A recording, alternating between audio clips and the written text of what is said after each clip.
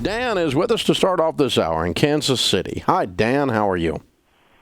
Good. I was wanting to call in today. I've had a question between saving or spending debt down, where I fortunately paid off my outstanding credit cards and small interest loans, and so I just have my first and second mortgage. Good. And I'm trying to pay the second mortgage off as quick as possible, but I know in a year I've got a lot of expenses for home repairs and potentially replacing wife's car. I'm trying to figure out, I'm trying to save about $500 a month, and I'm paying about $600 a month to pay the second mortgage down. I'm wondering if I should be more aggressive with paying the debt down or more aggressive with the saving. What is the balance on your second mortgage? $17,000. And what's your household income? The gross is about $150,000 a year. Okay. When we have a second mortgage that is less than half your annual income, which yours is, we count it in baby step 2, we call it, which is where we have everyone pay off all your debts except your home. Now, if you had an $80,000 second mortgage, we wouldn't do that. We would leave it at what we call baby step 6, and you would just pay on it only as you got ready to pay on your home. But this is like a credit card debt or a car payment. It's a small debt. And so what I would do is I would stop all investing, and I would stop all saving of any kind, and I would pay this off in an instant. Do you have any money saved or invested that is not in a retirement account?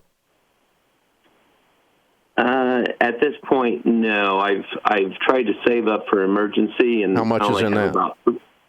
About $3,000. Okay. All right. Then we take that baby step 1. What we teach people is a process called the baby steps to the fastest path to building wealth. Okay. And baby step 1 is $1,000 saved as a starter beginner emergency fund. Anything above that, we throw it at debt, and we stop all investing and saving in baby step 2, and that's become debt-free, everything but your home, and that would include a small home equity loan like you have. So that's where you are. You're at that step. So I'm taking $2,000. I'm throwing out of your 3. I'm throwing it at this.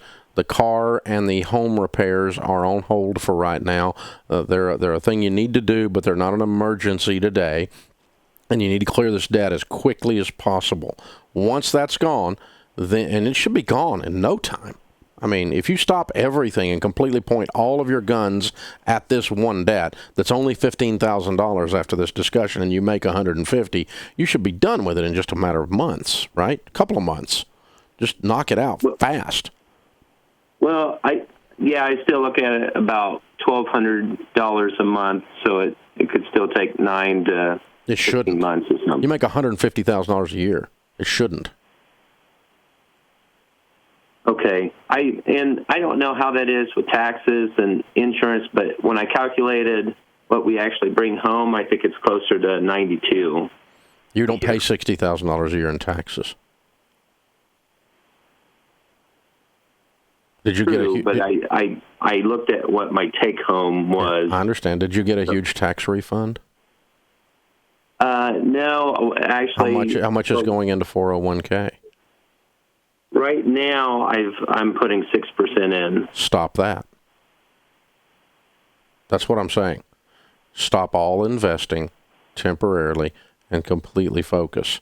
Because your take-home pay, I'm talking about after taxes, your actual tax bill on $150,000, I mean, you should be bringing home $120,000. Your tax bill's about $30,000. And so about $10,000 a month, minus your health insurance. And I don't know how expensive your health insurance is, but $120,000 minus health insurance, and then just crunch your budget down to nothing. And when you start doing that, $15,000 goes away in a matter of about 4 months. You should be done with this before Christmas, for sure.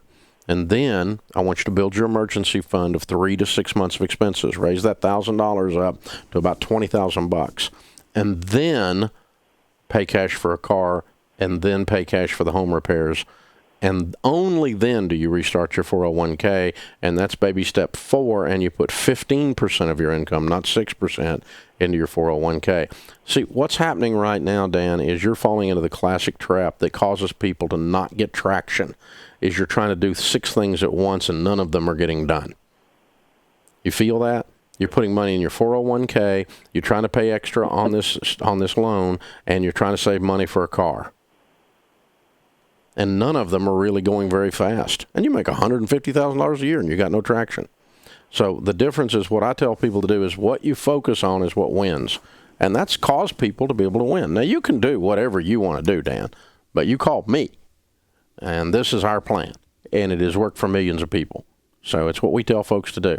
Hang on, I'm going to send you a copy of the book, The Total Money Makeover, as my gift. Read through that and then make your decision. It's very persuasive because it's correct. The things that we focus on are the things we win at. And when you try to do 6 things at once, nothing, it's jack of all trades, master of none. Nothing gets done. Nothing gets done. When you try to do 6 things at once, there's no power focus. And so it makes you very nervous to not have but $1,000 saved. It makes you very nervous to turn off your 401k. But it ought to make you very nervous that you don't have but $3,000 to your name and you make $150,000. That ought to make you nervous. And that ought to tell you that you're not getting the traction that you should be getting here. If you do what I'm talking about, in 1 year, your life will be dramatically changed in the financial area. Dramatically. Because you make really good money. You're just not winning with it. So, hope that's helpful to you, bro.